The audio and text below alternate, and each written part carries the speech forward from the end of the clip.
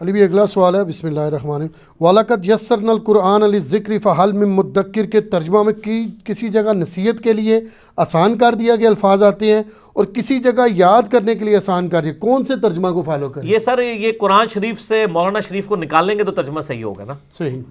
پہلی بات ہے آپ نے بسم اللہ پڑھی، بسم اللہ سے زیادہ ضروری اعوذ باللہ پڑھنا ہے۔ سورۃ النحل میں آیا کہ جب بھی قرآن کی تلاوت کرو تو اعوذ باللہ من الشیطان الرجیم پڑھ لیا کرو، شیطان مردود کے اگینسٹ اللہ کی پناہ مانگ لیا کرو۔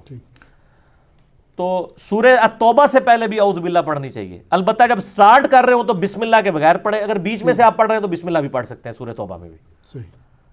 تو ایک میں نے شرعی مسئلہ بھی آپ کو بتا دیا اس میں۔ جزاکم اللہ خیر۔ تو یہ جو وَلَقَدْ يَسَّرْنَا الْقُرْآنَ لِلذِّكْرِ فَهَلْ مِن مُدَّكِرٍ جو قرآن میں آیت ہے، یہ کم از کم 5 دفعہ ریپیٹ ہوئی ہے سورۃ القمر میں۔ ہم نے قرآن نصیحت کے لیے آسان کر دیا تو ہے کوئی سمجھنے والا؟ یہ ہے اس کا مطلب۔ وَلَقَدْ يَسَّرْنَا الْقُرْآنَ لِلذِّكْرِ، ذکر عربی میں کس کو کہتے ہیں؟ یاد دہانی کو۔ جو بھی آپ ذکر کرتے ہیں سبحان اللہ الحمدللہ، اسے ذکر کیوں کہتے ہیں؟ اللہ کی یاد۔ قرآن میں آیا اِنَّا نَحْنُ نَزَّلْنَا الذِّكْرَ وَإِنَّا لَهُ لَحَافِظُونَ، سورۃ الحجر آیت نمبر 9۔ اس الذکر سب سے بڑی یاد دہانی کو ہم نے نازل کیا، ہم اس کی حفاظت کرنے والے۔ یہ یاد دہانی کس چیز کی ہے؟ آخرت کی، اللہ کی یاد۔ صحیح۔ تو جب ذکر کا لفظ موجود ہے، یہ اصل میں 2 نمبری پتہ کیا ہوئی ہے؟ یاد دہانی لفظ جو ہے نا، اس سے انہوں نے 2 مقصد اچیو کر لیے ہیں۔ اپنی پبلک کو بھی گولی کروا دی ہے اور ہمارے جیسے لوگوں کو بھی گولی کرانے کی کوشش کی۔ سر سانو کرا نہیں سکتے، صرف کوشش کر دیو، سانو نہیں کرا سکتے۔ کیوں؟ کیونکہ نام ہے بابی، نام ہے بابی، میں ہوں مسلم علمی کتابی۔ انہوں نے پتہ کیا کیا ہے؟ ہم نے قرآن یاد دہانی کے لیے آسان کر دیا ہے کوئی یاد کرنے والا؟ اس سے ایک عام آدمی کیا سمجھے گا؟ ہم نے قرآن حفظ کرنے کے لیے آسان کر دیا، یہی سمجھے گا نا؟ انہوں نے بڑی چلاکی کی آپ سے۔ یہ یاد دہانی سے مراد ہے کسی کو یاد کروانا۔ میں اگر آپ کو یاد کرنا ہی آیا ہوا تھا، اس کا کیا مطلب ہے؟ میں آپ کو نصیحت کر رہا ہوں۔ یاد کرنا، پچھلی بار تو موٹر سائیکل اتنا تیز چلا رہا تھا، تیرا ایکسیڈنٹ ہوا، تو یہ جو میں یاد دہانی کروا رہا ہوں اس کو کیا کہہ رہا ہوں؟ نصیحت۔ نصیحت کے لیے انہوں نے ایڈی مشکل اردو کڈی کہ تاکہ کسی قرآن کو ترجمے نہ پڑھ ہی نہ لے۔ اور جب ہم یہ کہ آپ نے ترجمہ غلط کیا، وہ کہیں گے جی ہم نے دیکھا نا یاد دہانی کیا ہوا ہے نا، یعنی نصیحت۔ اور عام آدمی سمجھ رہا ہے قرآن حفظ کرنے کے لیے آسان ہے تو ہے کوئی حفظ کرنے والا؟ اور اللہ نے کیا کہا تھا؟ قرآن ہم نے یاد دہانی نصیحت کے لیے آسان کر دیا، ہے کوئی نصیحت حاصل کرنے والا؟ قرآن نصیحت کے لیے دنیا کی آسان ترین کتاب ہے اور اس کا پرائمری مقصد بھی نصیحت ہے۔ باقی جو مسائل ہیں وہ تو عام بندے کی ضرورت، ہر بندے کی نہیں ہوں گے، کسی کسی کے ہوں گے۔ اگر آپ کہیں گے ایک عالم جو ہے وہ مجھے ایمبریولوجی سمجھانا شروع کر دے قرآن سے یا جیولوجی، وہ تو پھر سمجھا بیٹھا، ٹھیک ہے نا؟ لیکن ایک عام آدمی بھی جو اردو پڑھ سکتا ہے وہ آپ کو بتا سکتا ہے قرآن کہتا ہے کہ دنیا کی زندگی عارضی ہے، اصل زندگی آخرت کی ہے، نبیوں کی پیروی کرو، ماں باپ کی اطاعت کرو، اسی طریقے سے زنا سے بچو، چوری سے بچو، یہ سارے کے ساری چیزیں تو عام آدمی بھی نصیحت والی۔ تو یہ قرآن میں یہ جو آیت کا ترجمہ ہے، نصیحت کے لیے قرآن آسان کر دیا۔ مسئلہ نمبر 115 میرا دیکھنے، اور انشاءاللہ یہ محفل قرآن جب ہوگی نا اس وقت یہ ساری انجینئرنگ ہوں گی، یہ والی بھی جو انہوں نے یہ بے ایمانیاں کی ہوئی ہیں، ترجمہ ہی بدل دیا ہے اور ایسا بدلا ہے اٹھو مت بیٹھو پتہ ہی نہ چلے۔ یہ طریقہ واردات ہوتا ہے نا، جیسے بارش شریف میں لکھا ہے قبروں کا طواف تعظیمی حرام ہے، البتہ اگر برکت کے لیے گرد مزار پھرے تو حرج نہیں۔ ہوں کہڑے پاسے جائے بندہ؟ ایک عام آدمی پوچھ لے کہ یار آپ نے جو ہے وہ لکھ دیا ہے جی گرد مزار برکت کے لیے پھیلا جا سکتا ہے، تو اس کو کیا جواب دیں گے؟ اس کو کہیں گے یار پیچھے پڑھو نا، میں لکھا نا طواف تعظیمی حرام ہے۔ الزام لگا رہے ہو علماء ہوتے۔ اور کوئی طواف والا آ جائے کہ آپ نے لکھا جی طواف تعظیمی حرام ہے قبر کا، کہیں گے سر آگے بھی پڑھو نا کہ گرد مزار اگر برکت کے لیے پھرے تو ٹھیک ہے، اٹھو مت بیٹھو۔ یہی کام المہند المفند میں انہوں نے کیا ہے۔ وہ کہتے ہیں رہا بزرگان دین کی قبروں اور سینوں سے فیض حاصل کرنا۔ اب سینے سے پتہ نہیں ٹیکا لگا کے فیض نکالتے ہیں، ٹھیک ہے، کیونکہ اگر ان کی تعلیمات سے حاصل کرنا ہے وہ تو زبان سے بولیں گے تو حاصل ہوگا نا، سینے سے کیسے کوئی چیز نکالی جاتی ہے؟ ٹھیک ہے، میں اس پہ لفظ نہیں بولنا چاہتا، مطلب وہ کوئی انہوں نے دودھ تو نہیں پلانا، ٹھیک ہے، سینے سے فیض کیسے حاصل کریں گے؟ سینے سے مراد یہ ہے کہ وہ جب جفی ڈالیں گے اور سارا علم ٹرانسفر کر دیں گے، وہ یہ کہنا چاہ رہے ہوتے ہیں۔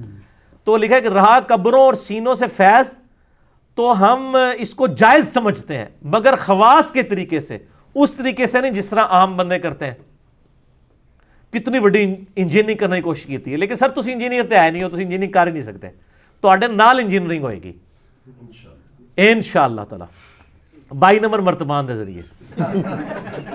احمد دیوا تہاڈا شرار بھی سنا دینا ہے 22 نمبر مرتبان والا. اچھا تو یہ کس طرح کہ جب کوئی شخص جائے گا اور کہے گا جی آپ نے کیا لکھ دیا قبروں سے فیض، یہ تو بریلویوں والا کام ہے، وہ کہیں گے سر آپ دیکھیں ہم نے لکھا ہے کہ عام طریقے سے جو ہو رہا ہے نا وہ غلط، ہم بھی اس کو کہتے ہیں.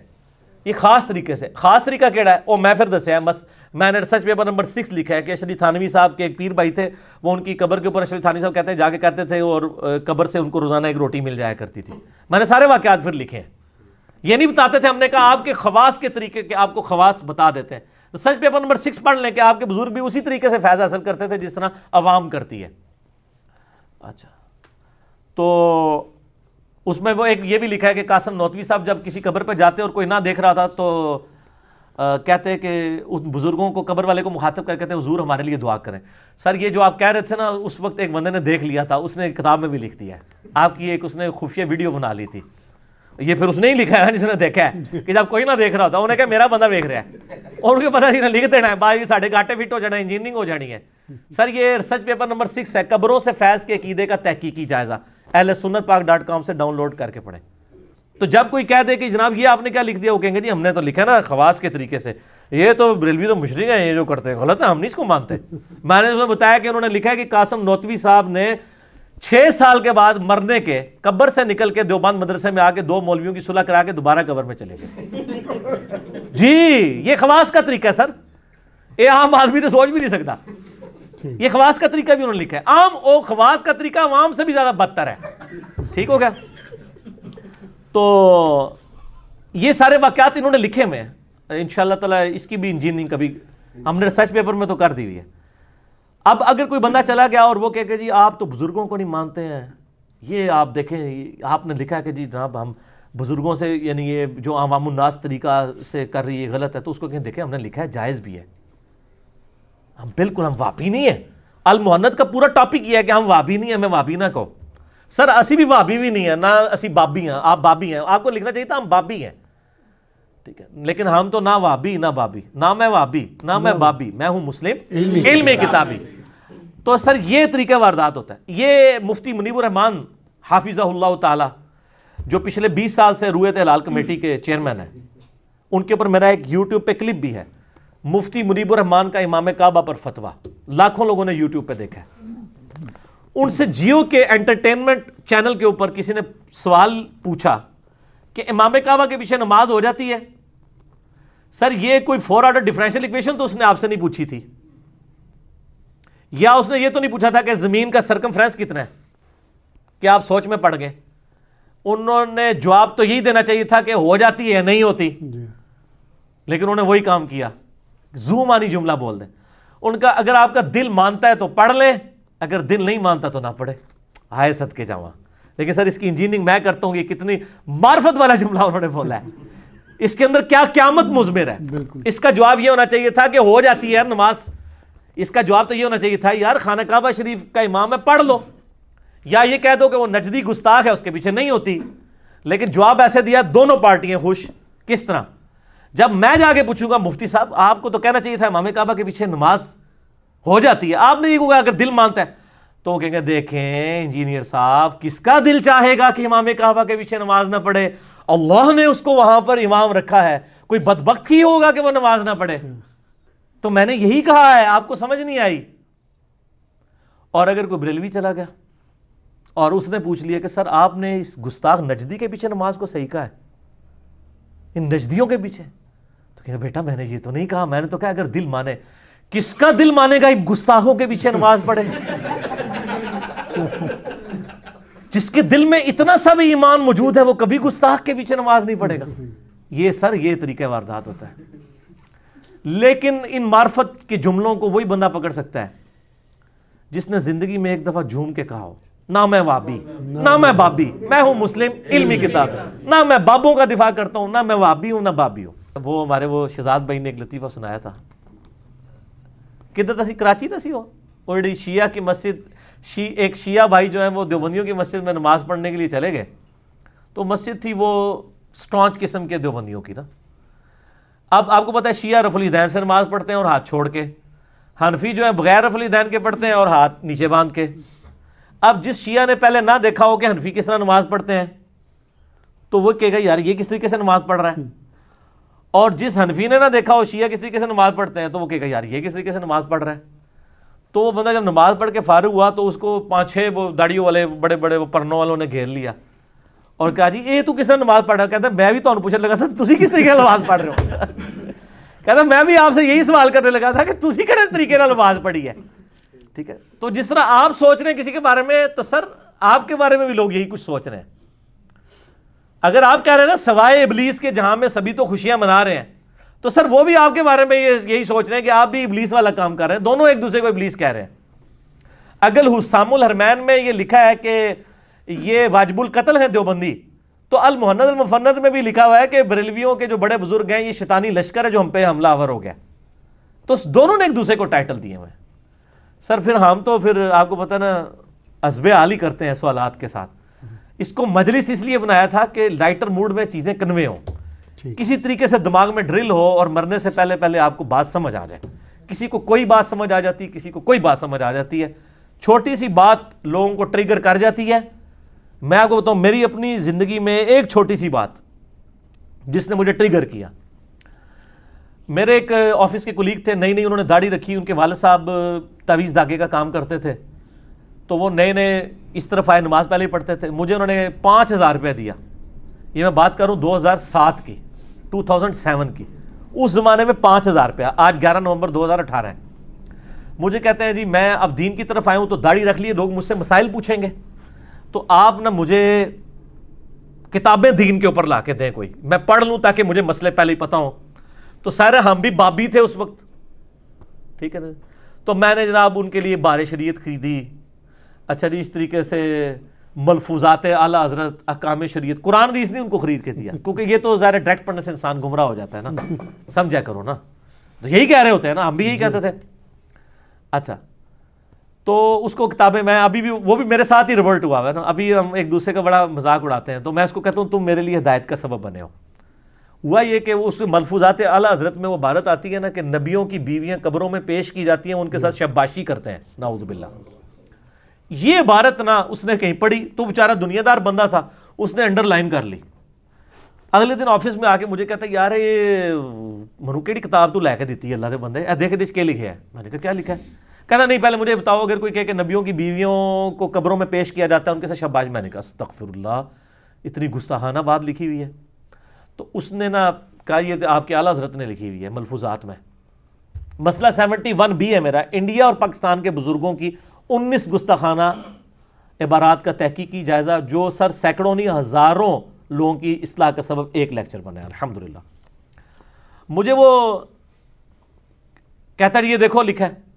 اب جب اس نے کہا نا اعلیٰ حضرت نے لکھا ہے، اب میرے لیے اعلیٰ حضرت سے اختلاف اسی طریقے سے جیسے کیسے کوئی صحابی سے کوئی اختلاف کر دے، اور میں پہلے کہہ بھی چکا ہوا تھا. تو میں نے درمیان کا میں نے کہا یار یہ مس پرنٹنگ ہوگی. وہ کہتا ہے یار مس پرنٹنگ کو چھوڑو، اگر یہ انہوں نے لکھا ہے تو یہ غلط ہے. کہ میں نے کہا غلط ہے، انہوں نے بھی لکھا ہے. بس سر یہ ایک قبولیت کا لمحہ تھا، اللہ نے میری بات سن لی کہ میں غلط کو غلط کہنے کی جرت رکھتا ہوں. جب پہلی دفعہ میرے سامنے آیا میں کتنے دن پریشان رہا کہ یار اتنے بڑے بڑے بزرگ بھی غلطیاں کرتے ہیں. تو میں نے پھر تحقیق شروع کی. اسی دوران میں نے قرآن حکیم کا ترجمہ جو ہے نا پری ڈیٹرمنٹ رزلٹس کے بغیر پڑھنا شروع کیا. آہستہ آہستہ آہستہ آہستہ چیزیں سمجھ آنا شروع کی. اور آج آپ دیکھ رہے ہیں کہ پوری دنیا میں انجینئر ہو رہی ہے. اس لیے نہیں کہ میری کو تعریف کر رہے ہیں، اس لیے وہ کہتے ہیں یار ایک ایڈی شے آ گئی ہے. وہ جو انجینئر کا فطرہ اٹھا ہے نا وہ اہل حدیث تو ہم سے زیادہ پریشان ہے. سر تہاڈی پریشانی بھی نظر آ رہی ہے. تو سر وہ ہر گلی سے جو انجینئر نکل رہا ہے وہ اس لیے نکل رہا ہے کہ ہر گلی میں ایسے لوگ موجود ہیں جن کے دماغ میں ڈرل اور ان کو بات سمجھ آ جاتی ہے. ایک جملہ کسی کی زندگی بدل سکتا ہے. آپ دیکھیں نا اوس اور خزرج کی جب لڑائیاں ہوتی تھی یہودیوں کے ساتھ، یہ جنگجو لوگ تھے، ہمیشہ جیت جاتے تھے. تو یہودی کہتے تھے بچو جی اونٹتے تسی جیت جاندے ہو، جب آخری نبی آئیں گے نا ہم ان کے ساتھ ملیں گے، پوری دنیا کو فتح ہم کریں گے، تو پھر ہمارا مقابلہ تم نہیں کر سکو گے. یہ یہودی ان کو تڑی لگاتے تھے. قرآن میں بھی اشارتاً ذکر ہے کہ اس نبی کے آنے سے پہلے سورۃ البقرہ میں تم اس نبی کے وسیلے سے اللہ کی طرف دعائیں کیا کرتے تھے اس حوالے سے کہ اللہ اس نبی کو جلدی جلدی بھیج. اور آج جب وہ نبی آ گیا تو تم پہلے منکر ہو گئے یہودیوں. اچھا اب جب اوس اور خزرج حج کرنے کے لیے گئے نا مکہ اور مکہ شریف مدینہ شریف سے, وہاں ان کو پتہ چلا کہ ایک پیغمبر ہونے کا دعویٰ کر رہا ہے شخص محمد ابن عبداللہ, اور نبی علیہ السلام بھی مشرکین عرب کے خیموں میں جا کے ان کو اللہ کی بات کرتے تھے. حج کے موقع کے اوپر چونکہ پورے عرب سے لوگ آتے تھے, حضور کہتے تھے چلو یار انہوں نے میری بات نہیں سنی, یہی سن لیں. جس طرح ہم کہتے ہیں چلو یار جہلم کے لوگوں نے سنی, ہم یوٹیوب پہ ویڈیو بنا کے ڈال دیں, تو پوری دنیا نے سن لی. اب جہلم والوں نے بھی دیکھا دیکھی سننی شروع کر دی. اینڈ پہ جس طرح فتح مکہ کے بعد اہل عرب نے بھی اسلام قبول کر لیا, تو نبی علیہ السلام کہتے ہیں چلو یار یہی میری بات سن لیں. اور ابو لہب خبیث پیچھے پیچھے چلتا تھا, وہ کہتا تھا یہ میرا بھتیجا ہے, یہ پاگل ہو گیا, اس کی بات نہ سنو.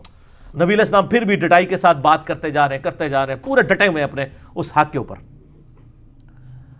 تو وہاں پہ اوس اور خزرج نے جب سنا نا, انہوں نے کہا یار یہ تو لگتا ہے وہی نبی ہیں جن کے بارے میں یہودی ہمیں تڑی لگاتے تھے کہ ہم اس کے اوپر ایمان لائیں گے اور ہم پوری دنیا پہ قبضہ کر لیں گے.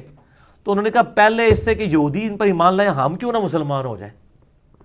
وہ ہدایت جو ڈائریکٹلی یہودیوں کی کتابوں میں تھی, وہ انڈائریکٹلی اوس اور خزرج کے لیے اسلام قبول کرنے کا سبب بن گئی, اور یہودی مر گئے. ہائے ہائے ہائے, قرآن کی تفسیر لکھنے والے ایاک نعبد و ایاک نستعین بابوں کو پکارتے مر گئے, ان کا ترجمہ پڑھ کے لوگوں نے اللہ کو پکارنا شروع کر دیا. یہ قسمت کی بات ہے سر. اوس اور خزرج نے اسلام قبول کیا, اور سر رومن اور پرشین امپائر پھر ان لوگوں نے گرائی ہے. اوس کے سردار تھے سیدنا سعد ابن معاذ, جن کے بارے میں بخاری میں حدیث ہے اللہ کا عرش بھی ہل گیا ان کی وفات پہ. غزوہ خندق پہ ان کو تیر لگا تھا نا, عمر سیریز میں سر انہوں نے وہ منظر فلمایا ہے, تو وہ رگ جاری ہو گئی تھی ان کی, تو اسی پہ ان کی شہادت ہوگی. اور سعد ابن عبادہ وہ خزرج کے سردار تھے, جو 155 اصحاب صفا کا کھانا ان کے گھر سے روزانہ جاتا تھا. ٹھیک ہے, حضرت ابو دردہ, حضرت ابو ہریرہ, ان لوگوں کی فائنینشل سپورٹ کرنے والے حضرت سعد ابن عبادہ تھے رضی اللہ تعالیٰ عنہ. تو سر ان لوگوں نے بات کسی اور کو سمجھائی گئی, تبدیلی کہیں اور آ گئی. بک کہاں اور تھی, تبدیلی کہیں اور آ گئی. اس لیے آپ کو کہا جاتا ہے آپ سچی بات کریں تو انشاءاللہ تعالیٰ بات پھیلے گی. ٹھیک ہے جی, اللہ تعالیٰ سے دعا ہے جو حق بات میں نے کہی اللہ تعالیٰ ہمارے دلوں میں راسخ فرمائے. آمین ثم آمین. اگر جذبات میں میرے منہ سے کوئی غلط بات نکل گئی اللہ تعالیٰ ہمارے دلوں سے معاف کر دے, اور ہمیں کتاب و سنت کی تعلیمات پر عمل کر کے دوسرے بھائیوں تک پہنچانے کی توفیق عطا فرمائے. سبحانک اللہم و بحمدک, اشہد ان لا الہ الا انت, استغفرک و اتوب الیک, وما علینا الا البلاغ المبین. جزاکم اللہ خیر.